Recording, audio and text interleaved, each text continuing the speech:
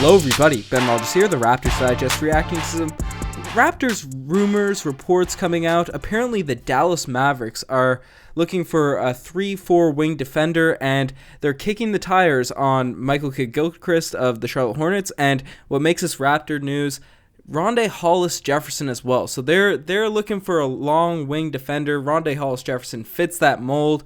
It's exploratory talk at this point, but an interesting thing as the trade deadline looms, Ryker, just after hearing this report, are there any players, anything that intrigues you about this potential rumor? Would you be interested in making a move with the Dallas Mavericks to send Rondae Hollis-Jefferson over there?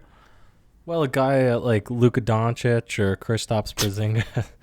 No, if we're looking at, well, what's the salary right now of Rondae Hollis-Jefferson? It's in the $2-3 million range. 2.5 million.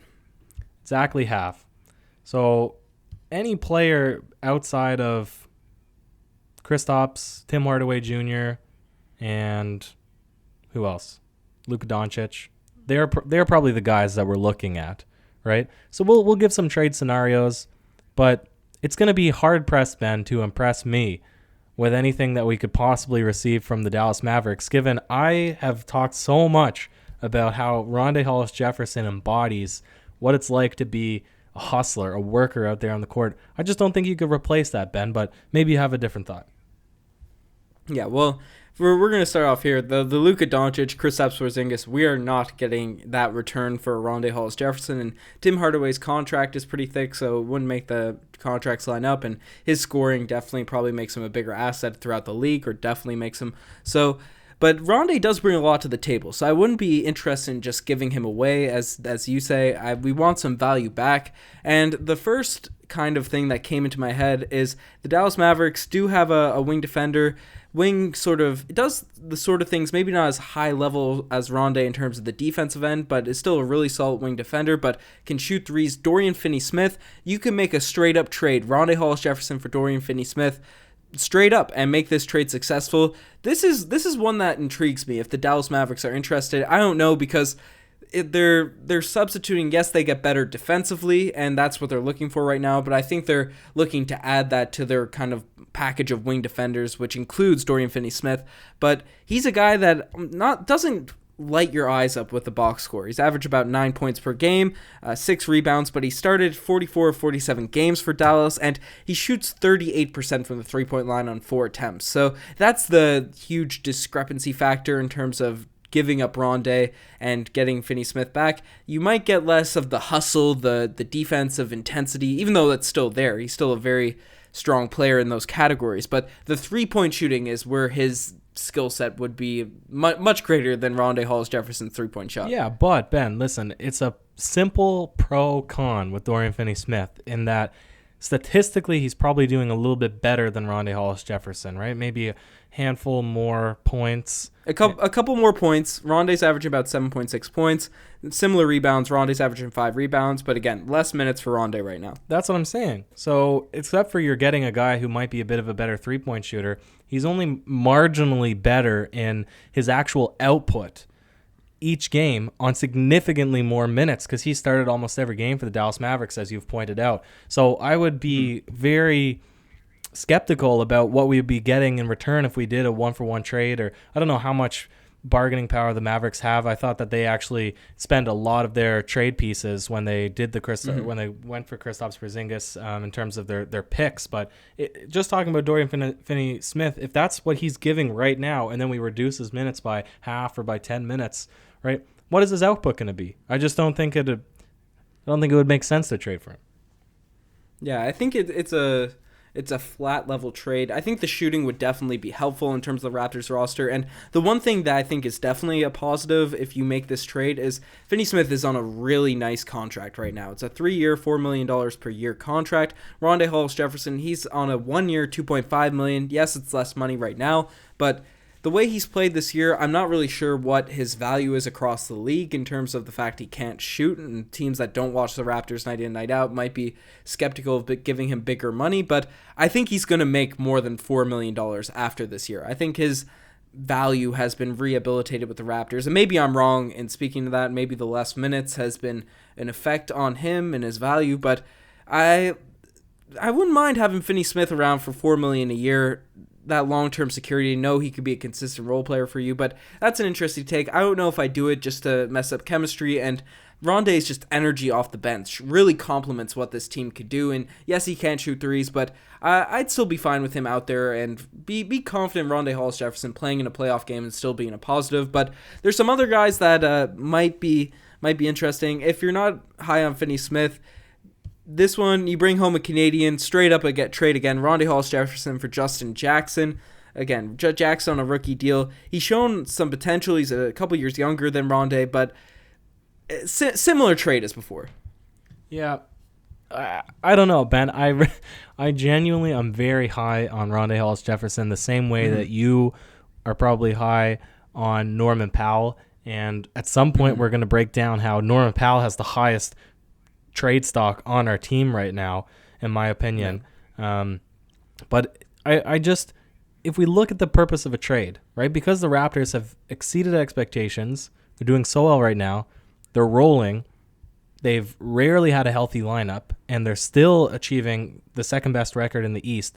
I would assume that Masai Ujiri is saying, I'm only going to make a trade if it's going to improve our chances of getting past the Milwaukee Bucks. So it's exactly as you pointed out. I don't think we're going to see a lateral trade, or I don't think we're going to see a trade for picks in the future.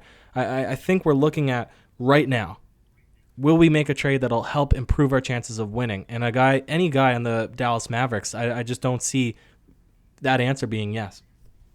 Yeah, definitely not a 1-for-1. So that's I'm in agreement. Justin Jackson doesn't really make sense. He's averaging less points per game, 6 points per game now. Still not a lot of minutes, 16.6 minutes per game, 2 rebounds, only shooting 30% from the three-point line. That's not really the trade you want to make, because he still doesn't bring the huge positives that Rondae can bring in a night in, night out basis.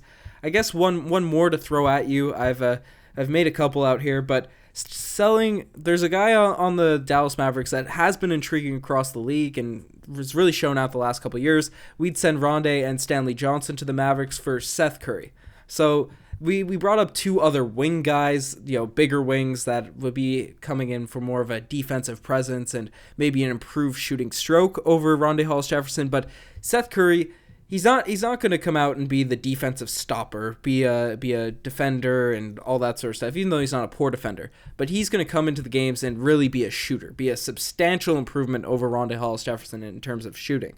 And he does play the shooting guard position, which is pretty loaded for us, but would you be more interested in a trade like that for a different position guy? And maybe that opens up some more minutes for Boucher, who it seems like everyone's been calling to get more run across the league. Seth Curry's averaging 11 points per game.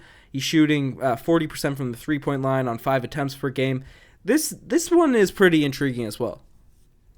Do you think so? Because when we play our bench unit, we're pushing Rondae Hollis-Jefferson into the 4 and sometimes into the 5 position. So if we get rid of him for a shooting guard guy, we're having to hold one of our starters to play with their lineup, because we usually send out all of our smalls at the same time. So if we're... I think the idea with this is Chris Boucher, you believe that in the playoffs you can count on Chris Boucher being a backup power forward on the bench mob, on the 8-man rotation or whatever. You'd be giving a greater role to Chris Boucher, and you'd be adding a more consistent shooter off your bench. Well, I think, too, in the playoffs, we're counting on an 8-man rotation. Right? That's what we saw last playoffs for the most part as well. So I don't think even a trade to bring in another guy, unless he ends up being impactful from day one, would get playoff minutes, right? We saw that with a bunch of guys that we thought might get a lot of run, and Nick Nurse really tightened the unit, the core unit.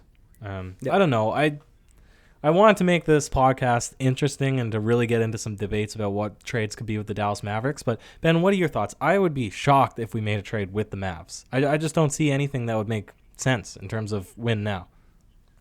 Yeah, no, for sure. There's people have been talking about the Raptors maybe getting Dwight Powell. I don't know if that makes sense either, because he's out for the season now. He has a torn Achilles, even though he's been remarkable for the Mavericks so far this year. But maybe if Masai's looking to make a future move. But again, we're looking to win this season. Seth Curry, this one intrigues me more than the other two. I don't think the Mavericks do the Dorian Finney-Smith. I think that one's straight up I wouldn't mind that just because of the added shooting and that he's shown he can play on a really solid team and in clutch situations. So that one, I don't think it makes sense for the Mavericks, but because it's just a plateau trade. The Seth Curry, because the Mavericks are looking for size wing defenders. That's what the report came out and said. And they do have a lot of guys that can knock down shots, come off the bench. They have Brunson. They have DeLon right now. So maybe Seth Curry could be a bit redundant, even though he's an integral part of their team right now. I wouldn't mind the added shooting that he brings, but again, in terms of what the Raptors need in the playoffs, we're going to need a lot of mobile wing defenders to get in front of Giannis, get in front of Jimmy Butler, get in front of whatever team we end up playing. There's a lot of great wings that we'll have to go up against in the first, second, third round of the playoffs if we end up getting there. So I think Rondae right now provides more value to the Raptors, even if in a vacuum, Dorian Finney-Smith or Seth Curry could be potentially better players, but I'm sure if Masai makes the move, he'd still make sure that all the pieces fit, and maybe he sees just a talent upgrade, and he can fill in the holes as he goes throughout the trade deadline. So it's interesting. I'm not saying no, which I think is the position you've kind of conveyed with this. I'm not totally against a move like this, but definitely don't want to just give him up for nothing. I have faith in Masai that if he makes a move, things will end up meshing and working well together. Fair enough.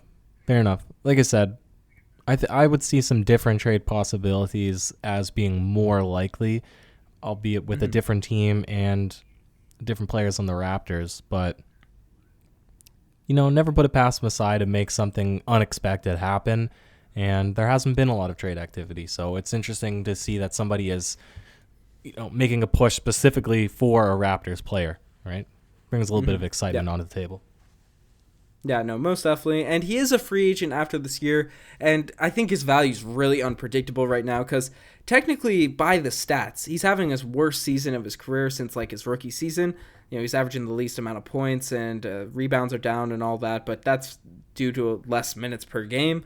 But I think the added values provided on the defensive end and the energy might raise his value. I don't really know what his value is going to be on the open market. So it's going to be interesting to see, but let's know what you guys think. Do you think the Raptors should make this move with one of these moves with the Dallas Mavericks and trade Rondae Hollis-Jefferson, or should we keep him? Do you want him here long term? Let us know in the comment section below. You're the best to make this far. Check out the Twitter, the Instagram, all that cool stuff.